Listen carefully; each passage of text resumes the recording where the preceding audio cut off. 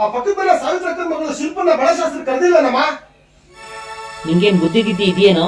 ಅವಳು ವಿದ್ವೆ, ಬಳೆ ಶಾಸ್ತ್ರ ಕರ್ಕೊಂಡ್ಬಂದು ಮಧ್ಯೆ ಕೂಸ್ಕೋತೇನೋ ಅವಳನ್ನ ದಡ್ಡ. ನೀನು ಒಂದು ಹೆಣ್ಣೆನಮ್ಮ. ಮಾಡೋ ತಪ್ಪಿಗೆ ಸಣ್ಣ ವಯಸ್ಸಿನಲ್ಲೇ ಗಂಡನ್ ಕಳ್ಕೊಂಡು ದುಃಖದಲ್ಲಿರೋ ಆ ಹೆಣ್ಣು ಮಗುನ ಸಂತೈಸಿ ಸಾಂತ್ವನ ಹೇಳ್ಬೇಕಾಗಿದ್ದು ಈ ಸಮಾಜ ನಾನು ನೀನು ಮಾಡ್ಬೇಕಾದ ಕರ್ತವ್ಯ ಅಲ್ವೇನಮ್ಮ.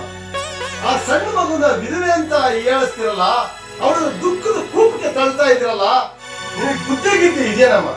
ನೀನು ಒಂದು ಹೆಣ್ಣೆನಮ್ಮ. ತಾಯಿಯಾಗಿ, ಸೋದರಿಯಾಗಿ, ಬಂಧುವಾಗಿ, ಗುರುವು ಆಗಿ ಬಾಳ ಬೆಳಗಿದ ಸ್ತ್ರೀ ಸ್ತ್ರೀ ಸ್ತ್ರೀ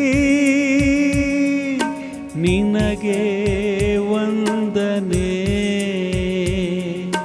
ನಿನಗೆ ವಂದನೆ, ನಿನಗೆ